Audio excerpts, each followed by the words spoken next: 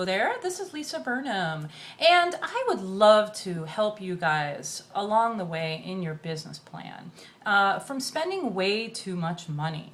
So I want to give you a few tips and a couple stories about how I spent way too much money starting my online business. It's so easy to make these mistakes. It really is.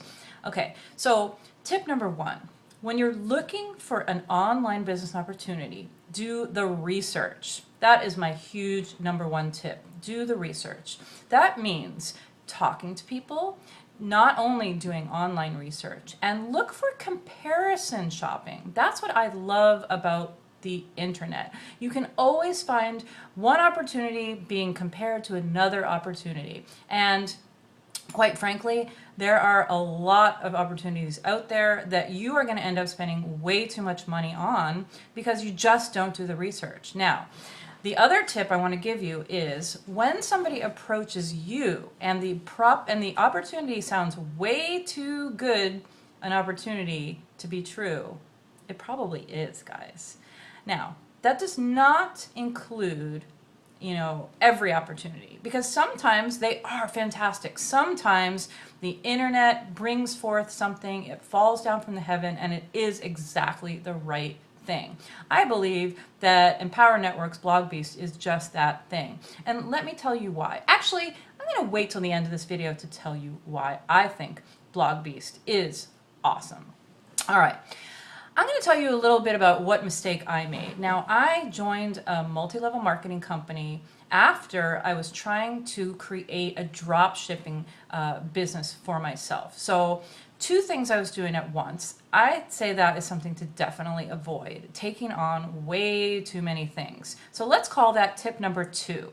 Focus on one thing. Don't run around the internet signing up for 6 different opportunities and not doing any of them the right way. You really got to focus on one thing. And then when you get really comfortable with that thing, then you can move on to other things and maybe create some multiple streams of residual income.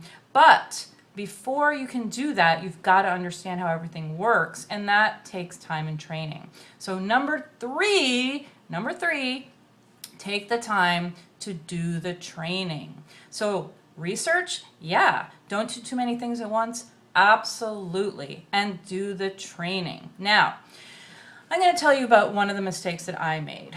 All right. So I was setting up a website, or rather I had a web designer setting up a website for me, and I was kind of twiddling my thumbs wondering, what am I going to do now while he's setting up this site? Well, I did have plenty of work to do, but of course I made the mistake of jumping into another opportunity, which some people know as Herbalife. So I went ahead and joined in and got all the information and did everything that they said and had a trainer. And I even went to an event in Sacramento and stayed overnight at the DoubleTree Hotel thinking that this was what I was supposed to do. And I realized very quickly that I was not the type of person who really wanted to hold people's hand while helping them with their wellness and weight loss issues. I totally want people to be healthy. I love that people want to be healthy, but I'm definitely not the person to guide them through that process. And let me tell you, one of Herbalife's big things is follow-up and really connecting with your customers. Now, I'm not saying that that's a bad thing. In fact, that's a really good thing to practice and to promote, following up with your customers. But if that's the only way that you can create sales and relationships with your customers, then that's really tricky, because there's so many other ways to connect and where you don't have to pick up the phone. And one thing for me was when I was just starting out, I got really nervous when it was time to pick up the phone. I had to look at the scripts like 6 times, get really comfortable with it. I'd start breaking out in a sweat. I would really get nervous when I had just cold call somebody. So and here's tip number 4, if this company is asking you to do something that you are just not comfortable with, and I'm not saying that it's not a good idea to step outside your comfort zone. In fact, I'm saying that is a very good thing to do, but it may just be something that you really, really don't want to do. Okay, that's fine. That's cool. You know, we're okay with that. You've got to draw the line in the sand somewhere. And calling 25 people a day to talk to them about their weight loss goals is definitely not the way that I wanted to spend the day. And that was what it required.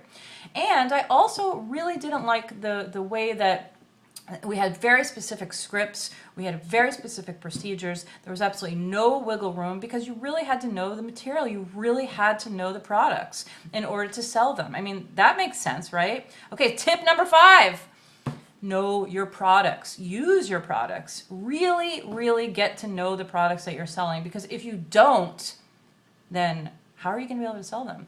Who is going to buy something from somebody who doesn't know what you're selling?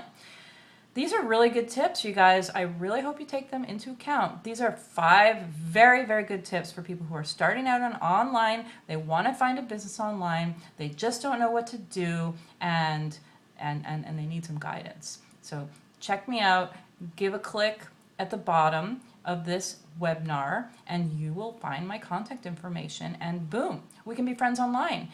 Check me out on Facebook. I'm telling you, there is just only so many hours in the day. There's only so many things that you can do. So don't take on too much. That is really crucial to your state of mind, people. And you need to have that state of mind being good, positive, and strong in order to be a good business person. So this is Lisa Burnham coming at you today with a few tips on how to be a good online marketer.